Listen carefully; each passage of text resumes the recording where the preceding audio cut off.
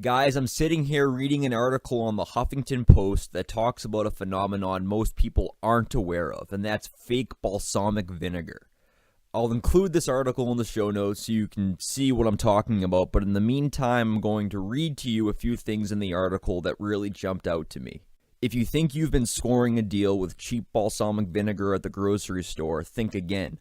Upon closer inspection, you might find that what you actually have is imitation balsamic, which is basically cheap wine vinegar with coloring added to it. This is what drives me crazy about the food industry. They're using the absolute minimum amount of real ingredients required to call it a certain food, and then they fill it with as many cheap, unhealthy fillers as they possibly can. Back to the article. They say if it's cheap, it's probably fake. The key is to look at the ingredients for the words grape must or aged grape must. So the balsamic vinegar we use here at Nature Has Flavor meets this criteria. We're not loading up our balsamic vinegar with all the fake fillers you see at grocery stores. This is restaurant quality balsamic vinegar made with real grape must. And guys, I'm telling you, using this stuff in your cooking will take your meals to a different dimension. I've mentioned this before, but this is how restaurants keep you coming back. They're using these high-quality, real ingredients that you as a consumer just don't have access to. As a result, everything tastes better, it's stronger, more pungent, and more satisfying. What we've done here at Nature Has Flavor is given the public access to these same incredibly high-end ingredients so you can take healthy food and make it taste amazing every single night. Guys, balsamic vinegar is just one ingredient. When you start using real ingredients for all of your cooking, your spices, your herbs, your red and white wine vinegars, you begin to realize that even as an inexperienced chef, you can make everything taste incredibly good. This makes healthy cooking so much easier. Our apple cider vinegar is another perfect example of this. Apple cider vinegar has all of these incredible health benefits, but there's such an unpleasant, almost burning feeling I get when I try to use the apple cider vinegar from stores. The apple cider vinegar we use here at Nature Has Flavor is so good I actually drink it by the teaspoon. It's sweet, it's powerful, it goes down so much easier. I want you guys to experience this difference for yourself. Head on over to naturehasflavor.com and try just one bottle of our balsamic vinegar, our apple cider vinegar. Guys, we've sourced everything in small batches based on quality and the personal integrity of our distributors. You're simply not going to find this quality of product packaged and readily available anywhere else. Go to naturehasflavor.com and enter the promo code REALVINEGARS. Again, that's Real Vinegars, and get 20% off your first order. Anyone you cook for will thank you.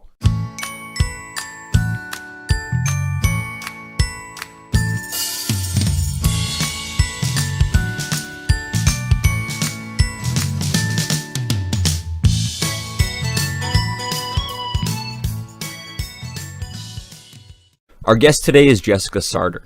Jessica is a Brooklyn-based life coach, a Reiki master and teacher, and a writer for the very popular vegan website, One Green Planet. Jessica has a passion for yoga, fitness, and of course, plant-based eating, which is primarily what we're going to be talking about today. Jessica, thanks so much for coming on. How are you tonight? I'm doing very well, thank you. Thank you for having me. So let's start today by talking a little bit about Reiki. I'm sure a lot of our listeners aren't familiar with that field. So if you could give a broad overview of what Reiki is and if there are any correlations you've been able to draw between Reiki and plant-based dieting, I think that would be a great way to kick off this podcast. Sure. The simplest way to explain Reiki is to say that it's a method of energy healing. And what it does is put your body in a relaxed state so that your body can start the process of healing itself. For me, when I compare my Reiki beliefs to my vegan beliefs, something we talk a lot about in Reiki is the connection between all things. The same thing as we talk about in veganism, or part of what made it really connect for me. And I really believe that part of what I'm putting out into this world is coming back into me. And I also believe very much in the intention and the power of intention. And Reiki is very driven by that. Not only the intention of what I give to a client, but the intention of what a client wants to receive. And I have that same philosophy when it comes to veganism. It's about intention. It's impossible to be perfect and to never touch a plant-based product because it's so saturated in our world. So even if it's not food, I'm sure some way I'm participating anyway. But I am constantly putting out there the very best that I can be doing, and I take that in all aspects of life. Yeah, that's kind of an unfortunate reality. I mean, I think there are even animal products in the roads. So, I mean, if you know you want to go as far as possible, you wouldn't even step foot out on the street, which obviously is impossible. But I think that's really interesting, and I think a lot of people have found similar correlations between veganism and other fields as well. And it really does all come down to what you're putting into your body. And I think it's a pretty powerful thing. It's really amazing what happens to your body, when you start giving it the right nutrients. You start giving it live foods, and which of course are plants. So on the topic of food, what does a typical day of eating look like for you personally? Well, usually in the mornings, I've really gotten into the Vega protein shakes. I think they're fantastic. They actually taste good, and they're easy. I just mix them with water, and that for me is really filling. I love to work out, so I also try to make sure I get a lot of vitamins and protein afterwards. Of course, people are always so panicked that anybody who eats plant-based isn't getting enough protein. I try to make sure I get a lot just because I want to really build muscle. But I think the belief of you're not getting enough protein is a fear that's kind of unfounded anyway. But anyway, that's what I have for breakfast. I usually have a salad for lunch. There's a lot of love in the salads that I eat. I want avocado and almond slivers and lots of fun stuff. It's really filling. And then really where I do the bulk of my eating is at the end of the day, which everyone says you're not supposed to, but I love to cook dinner. Those are the fun dishes to me. So dinner can be anything. I like to do a lot of pasta dishes, different wraps, roasted vegetables is one of my favorite things. And then throughout the day, I always have snacks on me. So whether it's just peanut butter and apples, or I always have a bag of pecans because that's my latest obsession. And so I always have something else close by. Yeah, I think snacking is a big issue for a lot of people trying to follow a healthy plant-based diet because, they're on the go a lot, and it's not exactly easy to find a healthy plant-based snack at a gas station or something along those lines. Absolutely. So would you have any tips or advice for people who are on the go and are looking to eat healthy plant-based snacks throughout their day-to-day life? Yeah, you really do. You have to prepare it ahead of time. And that's not just plant-based living. That's if you're trying to eat healthy in any way. If you don't have some things on hand, you're so much more likely to break out and order something different by the time you finally get to lunch. If you were eating very healthy or plant-based, but there's nothing very healthy at the table, you're going to overeat, and you're much more likely to break whatever food plan you've already set yourself up for. Yeah, I think organization is absolutely vital to healthy eating. That's one of the things that we're trying to encourage people to do is get organized in the kitchen because, if you know where everything is, it makes everything a lot easier, a lot more enjoyable. And you had mentioned that your favorite meal of the day is dinner because you enjoy sitting down and at the end of the day and enjoying that nice meal. One thing that we're very much trying to advocate for is being involved in the process of preparing your own food. I think it's something that a lot of people have kind of lost touch with, and we want people to be, spending that extra time preparing their food and knowing what's going into their bodies. Do you enjoy the cooking process? Is that a fun part of your day? I love it. And I can honestly say, I really discovered that part of me since I went vegan, because for me, I knew the only way that I was going to be successful in this new venture, in this new lifestyle, was if I kept trying new things. Prior to being vegan, I was really living that fitness diet of steamed vegetables and chicken and things like that all the time. So I knew I needed to, really, I couldn't just eat steamed broccoli for the rest of my life. And my boyfriend probably would leave it. So I knew, it was time to really start looking into things and trying out new stuff. And it really awakened a curiosity in me, and I was really fascinated by all the options that were out there. And it lit a fire in me that, it's the best time of the day for me. Yeah, I think a big part of switching to a plant-based diet is being realistic. Steamed vegetables every night, it's not a fun way to go about life. And, and one thing we talk about a lot is just how important food is. And, it's one thing to say, all right, I'm only going to eat for health, but then you're really giving up a lot. It's not something that, you can treat it as just fuel. It's such a big part of culture and life. And, I'm kind of in the same boat as you. I'm very much into fitness. And, for a long time, I was doing, steamed vegetables, beans, and rice pretty much every single night. And it got boring very quick. But, as you said, there's just so much else out there, and you can explore so many new possibilities. So, kind of coming back to good plant-based food, what are your favorite plant-based meals? Okay, well, they run the gamut because they're very healthy ones. And then something I was thinking as you were speaking is, it's important to know that you can be vegan and sometimes, eat a, quote, junk food meal too. And Right. I think, it's important that people know that because, it's not all about salads. There's vegan pizza, there's vegan macaroni and cheese. Vegan ice cream, which is really good. One of my new obsessions is to make fried eggplant heroes, speaking of, less than healthy things. But I started using this new product called Veg Egg, which mimics eggs. And it does an amazing job of, if you dip sliced eggplant in it and coat it with breadcrumbs and fry it, it's incredible. And it works chemically the same way as eggs do. And it actually kind of smells like eggs too, so it's kind of weird. But it's an incredible product to cook with now, and it's changed my life. So that's one of my current favorites. I love making roasted cauliflower. We make that all the time, and with that I make my own cashew cheese, and I mix the cashew cheese with truffle oil and fresh rosemary. It's ridiculous. Yeah, that sounds awesome. Yeah, it's incredible. It's one of those things that everybody likes it across the board. You don't have to be plant-based, and those are the kind of things I think are important. You try stuff like that though, because that is a whole different kind of cauliflower than the steamed bag of cauliflower you probably remember your mom giving you as a kid, which is why you don't want to be vegan for some reason. Right. So those are a couple of my favorites.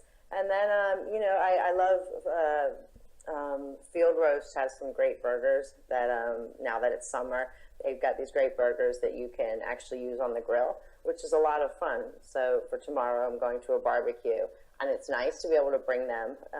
It's not all plant-based people there. In fact, there's only 2 of us. So it's nice to be able to bring stuff like that so that you can still sit outside, have a burger, feel like everybody else, Right. And and then still be able to hold your beer because you're outside eating and having a good time. Yeah, it's really anything you can think of. They make a plant-based version of it now, and it's important for occasions like cookouts or just even a plant-based birthday cake. I recently tried, I think it was Amy's organic burgers. These are, I think they're made from walnuts, quinoa, and black beans. I tried a Sonoma version of that, and they were pretty good. I was impressed. For a store-bought version, that they were, at least good enough for a cookout. Have you ever tried the Amy's brand at all? I've tried their soups. I haven't tried any of their the other things, but I love their products. Yeah, the Sonoma burger was good. I would definitely recommend that. It's not gonna blow you away or anything like that, but for a frozen veggie burger, it was pretty good. I was impressed. And I know you're based in Brooklyn, and New York City is probably one of the best spots for plant-based eating. Do you have any favorite restaurants you visit, or are you more someone who typically prepares meals at home? No, I am fortunate because I have options here and exposure to things that a lot of people don't. So I'm always aware of that. But some of my favorite places, one is a place called By Chloe, and it's by a chef, Chloe Coscarelli. She opened it up, and it's kind of like a fast food vegan place, and it's incredible. I mean, those are amazing burgers. So that's one of my favorite places. Then there's a great restaurant called Dirt Candy, which is also incredible. It's one of those places that you want to take anybody who is against veganism to, just so they can see how beautiful and fun and creative dishes can be. Mm-hmm. So those are probably my top two favorites right now. Yeah, those sound awesome. I'll have to visit those next time I'm in New York. So, you had mentioned bringing some people who are either against veganism or apprehensive about it to some of these restaurants. What other advice would you have for people who are apprehensive about switching to a plant-based diet? Well, I think, it's funny. I was listening to Jenny Brown speak once, and she's the founder of Woodstock Farm Sanctuary. And she was talking about how to speak to people who aren't vegan. And, one of the things she said that's always really stuck with me is to meet people where they are. And that's what I try to remember to do, because it wasn't, people pressuring me or making me, feel like I wasn't doing enough, especially when I was vegetarian. It was that people were supporting me where I was and kind of left me there to grow on my own. So when it comes to other people that I'm around, first of all, I'm never around anybody who's adamantly against or, makes me feel that bad about it. Right. Quite honestly, if that's a situation that you're constantly finding yourself in, I think you would have to reevaluate your friends or your family. I guess you can't do anything about your family, but there's to me that people speak about that, and it's hard for me to wrap my head around that, because of course my friends tease me sometimes and things, but if it wasn't about veganism, they'd be teasing me about something else, because that's the nature of it. I think it's just important that you're really showing, living by example. And so you can teach, which I try to do with my friends, and tell people things. And of course, they don't always want to hear it. But I think also, when my friends see pictures of vegan lasagna or things like that I'm making, it also inspires them to at least consider that my life is not one where I'm deprived of anything, and lets them know that, hey, even if I wanted to do this just one night a week, or even 2 days a week, this is feasible. Look at Jessica. She looks happy. She's still the same person, and she's always putting up these amazing dishes that she gets to make. Yeah, I couldn't agree more with that. I think leading by example is one of the best ways you can go about promoting this lifestyle. And as more and more people start eating the plant-based way, eating plant-based foods, it's becoming less and less taboo. It's no longer the very small minority of people who, are considered the kind of the earthy, crunchy granola people who are eating plant-based foods. It's becoming more and more mainstream, and you are seeing a lot more people eat plant-based one night a week, a few nights a week. And it wouldn't shock me to see this movement continue to grow and get bigger and bigger in the coming years. Where do you see the plant-based movement going in the next 10 years or so?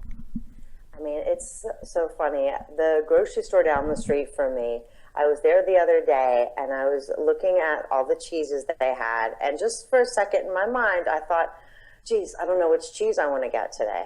And, it was just like a flash. And then I thought, wow, I can't believe I'm even having this thought, because 2 years ago, there was probably like 7 vegan items stuck in a corner of this grocery store. And now, there's a full shelf display of vegan items. And that's just in the smallest amount of time. That's just since I went vegan. The momentum that this is getting right now is incredible, and it just keeps growing and growing. And it makes so much sense in so many ways, beyond just your health or your animals or for the environment, or for helping to feed all of humanity. There's so many bigger implications in what we can do, and there's so many big investors and scientists who are now getting behind this, and who want to jump on board and be the first ones to bring it. And that, to me, is so exciting. It's very exciting. I think it's amazing that just by making the choice to say, I'm going to start eating a plant-based diet, you have all of these impacts around the world that you're making. It's one of the most incredible things you can do, and it doesn't require any talent. It doesn't require any real skill. I mean, it's really just a choice you make. And what we're trying to do at Nature Has Flavor is encourage people to learn the cooking skills as well, in addition to that choice, so they can enjoy their meals every single day. It doesn't feel like a sacrifice anymore. And to me, that's always kind of been that was always the unfair thing about being a vegan and eating the plant-based diet, was that I was making this decision, which I believed was very much a selfless one, but I was almost punished with the lack of good food. When I found this company, Nature Has Flavor, I thought the idea of actually preparing meals that I would enjoy the rest of my life, it just made a lot of sense. And it's great that grocery stores, even Walmart now has all of these great plant-based options for people, and I only see that growing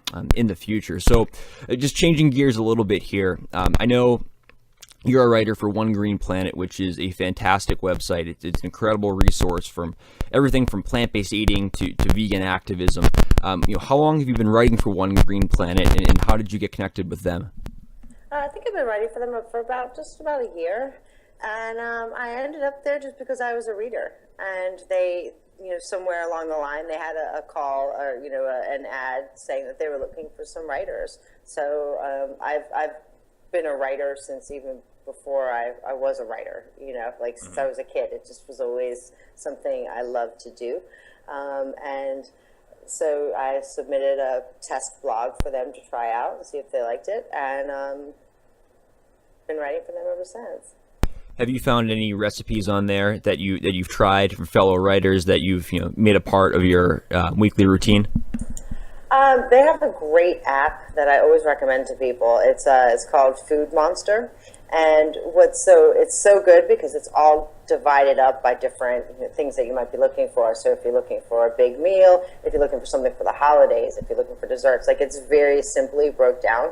Off the top of my head, I've definitely tried multiple things off of there. I mean, I'm on their email list, and if you are, every day you get an email with these amazing looking dishes that have you thinking about food all day.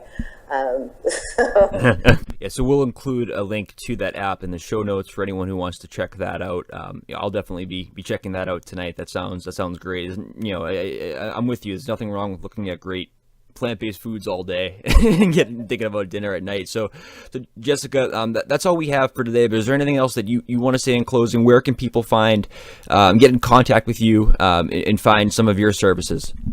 Sure. My website is getbalancedandcentered.com, and I'm also about to launch a new Facebook page called Compassion is Sexy, and that's going to be about just all updates on vegan things. So new vegan products that I try, great places that I've been to, things like that. Just keep people in the loop, especially here in New York. There's so much happening every day. So it's great to be able to connect with people and let them know what else is happening out there so that they can start requesting it where they are and help things move along even faster. We will include a link to that in the show notes as well. Jessica, thanks so much for coming on. We'll hopefully talk to you again in the future. Thank you so much for having me.